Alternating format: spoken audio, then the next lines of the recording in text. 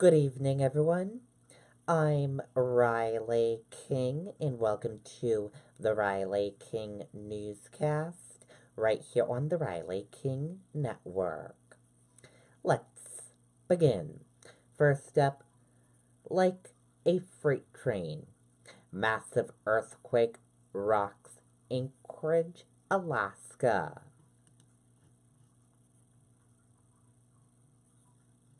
Let's take a listen to the special report from ABC News.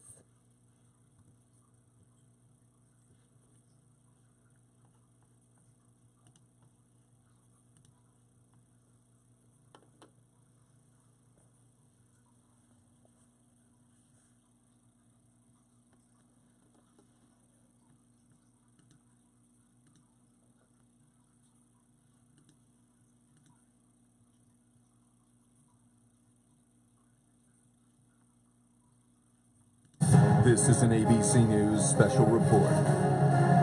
Now reporting, David Muir. Good afternoon, and we come on the air this Friday afternoon. It is 2:42 here in the east, which makes it 10:42 in the morning in Anchorage, Alaska, and there is breaking news coming in that we're monitoring. A pair of back-to-back earthquakes, the first one measuring 7.0 right outside of Anchorage. People racing into the streets. There's already reports of significant damage inside buildings. Some of the pictures emerging that appears to be a newsroom right there that we're looking at. People heading out into the streets, but then going back inside when yet another earthquake struck. 5.8 was the size and scope of that earthquake. They did an initial warning, a tsunami warning triggered in Kodiak for people to flee to higher ground for fear of a tsunami. That tsunami warning has now been lifted. There were no reports, as of last check, of any deaths or serious injuries, but this did cause significant damage in and around Anchorage. You can see the pictures coming in. Some have been posted to social media already, showing fractured roads, bridges with damage to them. Grocery stores with items that have come off the shelves are now sitting in the aisles of those stores. Again, there were two earthquakes, one just outside Anchorage. The first one, a major quake, 7.0. People fleeing buildings and homes, going out for fear that those buildings would collapse. When they went back inside, that's when the second earthquake hit, a 5.8. I want to bring in our senior national correspondent, Matt Gutman, who's monitoring this from our Los Angeles bureau. And Matt, what are we learning? David, there is significant infrastructural damage in and around Anchorage, that according to the local police there. You've just shown a number of images of damage inside, but we hear that roads are significantly impacted as well, including all of the roads or most of the roads leading to the airport. Now, the airport itself, we are told, has not sustained damage. The air traffic control tower was evacuated, but all five major airports in and around Alaska's Anchorage, are closed down right now. That as we do not have any reports of injuries or loss of life, as you noted. That is very important right now, but the governor has declared a state of emergency. They're calling in the National Guard and asking for resources at this point. We've also heard of some power outages. Telephone landlines are down in and around Anchorage, so this is a significant quake. And one of the things that seismologists, David, are looking at is not necessarily the magnitude, but the shaking, the intensity. And apparently it was felt very severely in Anchorage. A number of people weighing in across the... Okay, and there you go on part of that special report from ABC News. If you want to watch that full special report, we will share the link with you on the Riley King Network Facebook page.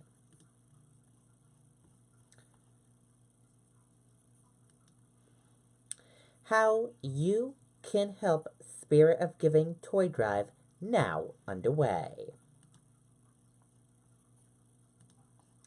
Let's take a listen to the video from WMUR News 9.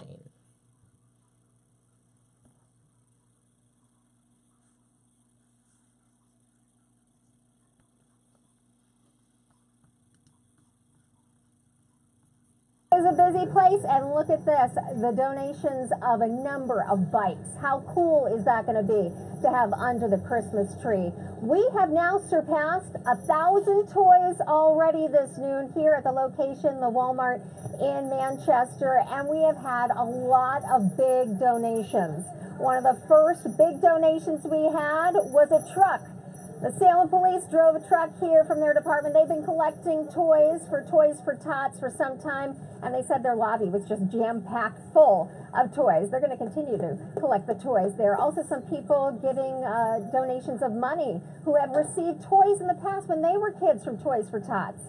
Also, we had Walmart donating $1,000 worth of toys this morning. Fallon's Furniture also making a big donation, coming with a big truck full of bikes and such. And a lot of people that showed up here today have been collecting toys in their house for over a year, including one woman from Epsom who showed up with a car full of toys. She says today is her favorite day. I come early because it just sets my day off right. I have a wonderful feeling the rest of the day. So I want to play with some of them. I want to get down on the floor with some of the kids and, you know, play with the trucks. And yeah, it would be awesome. But I know they're going to enjoy them, so that makes me happy. Allison shows up before the crack of dawn every year. She says she looks forward to it. And when does she start doing that shopping?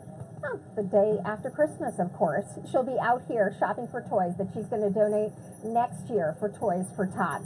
We are going to be collecting toys here at this location in the Walmart in Manchester throughout the weekend. And we have another location, the Crossings in Newington, and that's where we find my friend Haley LaPointe. And Haley, how are things going out there right now? Hi, Erin. Things are going just great. We've had so many people stopping by this location. We're actually located in the parking lot at the Crossings in Newington, so it's actually super easy. If you grab a toy when you're out shopping, you can actually drive up and just drop it right out the window. We have people coming and dropping them off and can pick them right up from your car. It's been so wonderful this morning and now into this afternoon to see parents with their kids coming by and the kids giving gifts. We certainly need much more, but we just got a really big donation from Service Credit Union, and I want to bring in a representative from that. This is Wendy. Hi, Wendy. Hi. Thanks for coming in. So it's another great way to donate across the state, because maybe you don't live near us here at the Seacoast or in Manchester, so you can help with people donating across the state, right? We can. We actually have 35 branches across the state of New Hampshire, so we go as far north as Berlin, as far west as Hinsdale, and we have several locations here on the Seacoast and all the way down south to Nashua. 16 of our branches are located within Walmart stores, so it's really easy to get in there, buy a toy, drop it off at our branch. So we would love to reach our goal of 3,000 toys this year, and we really need your help getting toys to children who need them. And we're hearing that we've received some really big donations already. In fact, we have a truck full that's being unloaded behind us here, all from one of the branches, right? From several of the branches. We have some branches who get a lot of donations from our members. Yesterday, I was at our Portsmouth branch where we had a family come in and make a donation. It was really heartwarming to see a child so excited about giving a toy. Our community and our members really live the credit union mission of people helping people. So it's very rewarding. Thank you, Wendy. And you can help out here in Newington at the Crossings. We'll be here throughout the day and throughout the weekend, too. I'm meteorologist Haley LaPointe, live in Newington, WMUR News 9. Yeah. Okay, and there you go on that. So go on and help out everyone. It is for a good cause. And I went after work and helped, and I brought some toys. Take a look at this photo of the toys that I brought over. I got to see the WMUR truck in the parking lot, and I took a photo of that. So I encourage all of the viewers here at the Riley King Network to go out and donate toy for the Toys for Tots drive that is underway this weekend. And Charisse LeClaire from WMUR is saying we have now collected 3,000 toys here at this location in Manchester as of 5 p.m. So that is very cool indeed. Go out and help and donate toy to the toy drive. Man dies days after crash on Route 114 in Bedford.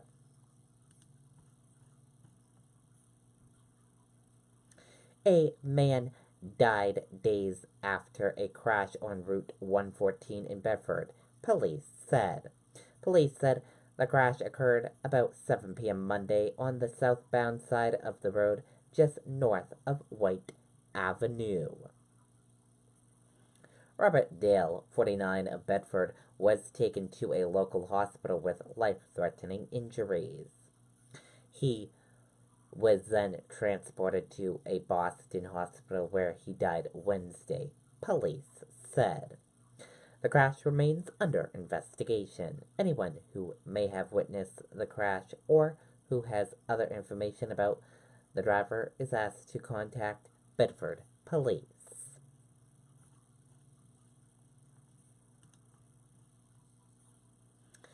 One killed in crash on I-93 North in Lincoln.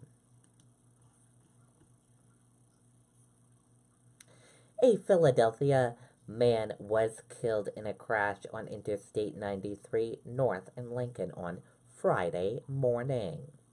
State police said a vehicle driven by Stephen, 23, of Philadelphia, crashed into the back of a tractor-trailer about 7 a.m. Stephen's car then hit a guardrail on the other side of the road. Stephen was killed in the crash. Police said he was not wearing a seatbelt. The driver of the tractor-trailer was not injured. A pit bull puppy was found under a seat in Stephen's car, but was not injured, police said. Police said they believe speed was a factor. They said the stretch of the highway in that area is 45 miles per hour, and because of an incline, commercial vehicles often slow down to well below the speed limit. This is the second similar crash to occur in the area in the past 2 months, police said.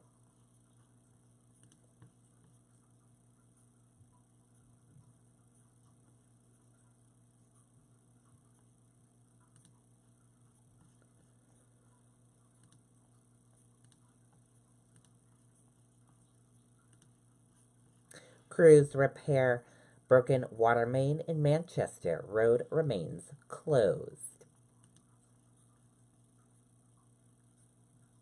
Let's take a listen to the video from WMUR News 9, Ray Brewer.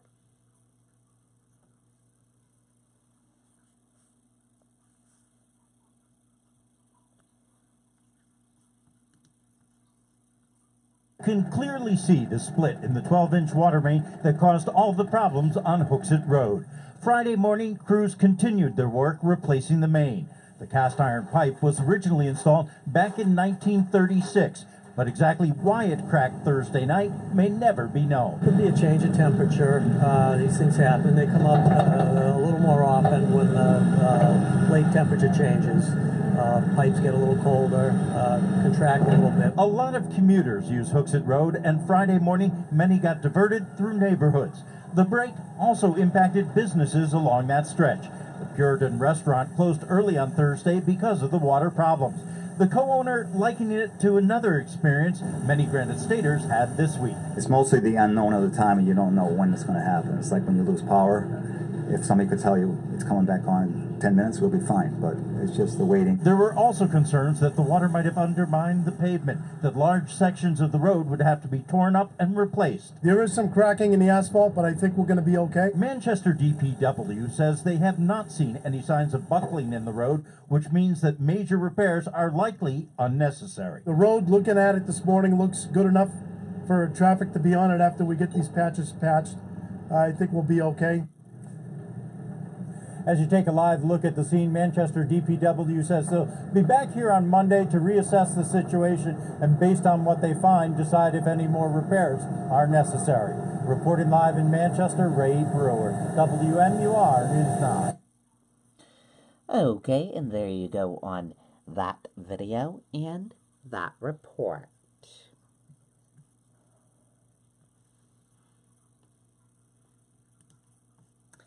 And now let's take a look at your U.S. stock market and see how your U.S. stock market closed for this Friday evening. And here's a look at your U.S. stock market. Your Dow Jones Industrial Average closed in the green and went up. Your Nasdaq closed in the green and went up. S&P 500 closed in the green and went up. Gold closed in the red and went down. Oil closed in the red and went down. U.S. 10-year closed in the red and went down. Euro/USD closed in the red and went down. And VIX closed in the red and went down.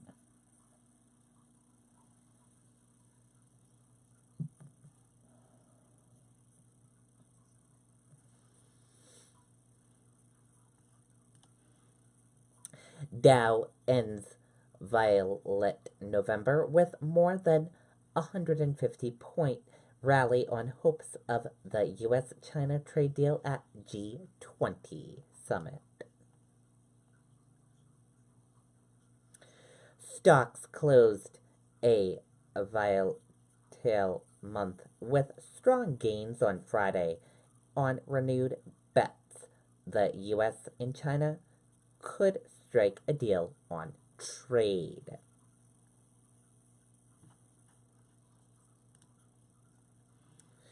Marriott data breach may affect 500 million guests.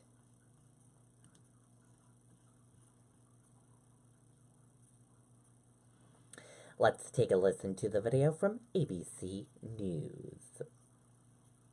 It's the most busiest time of the year. There'll be presents for wrapping, But some plates are lacking. let's have spread more joy and good cheer. Now with more ways to donate, there's less stuff on your plate. So just give what you can this year. It's the most giving this time of the year. Give what you can at 5,700 branches. This is one of the largest data breaches we've seen to date. As many as 500 million people may have had their information stolen after Marriott says someone got into the systems that handle customer data back in 2014 and had been hacking ever since, getting access to people's names, addresses, birth dates, even passport numbers. It's really important to stay on top of this type of breach where the information can't just readily be changed. You're not going to go out and get a new passport number. Despite the high cost to you, experts say the cost of your information is typically only worth about $10 to a hacker. But when they steal information from hundreds of millions of people, it adds up to quite a payday. Now the New York Attorney General is announcing that her office is investigating the breach, tweeting that New Yorkers deserve to know that their personal information will be protected. The banks that we work with, the companies that we spend our money with, the retailers that we go to on a daily basis, they are literally spending billions of dollars a year to try to protect customers from these data breaches, and yet they're still happening. In a statement, Marriott's president said, "We deeply regret this incident happened, and we are doing everything we can to support our guests and using lessons learned to be better moving forward." The company says it's working with law enforcement as well as leading security experts to investigate and address the breach. Marriott also says it will be reaching out to customers, but experts warn that with this type of hack, there's often a second set of scammers, those pretending to be the company. So if you get a call or email from someone who says they're with Marriott, experts say to tell them you'll call them back on their company's main phone line. Maggie Bruley, ABC News, New York.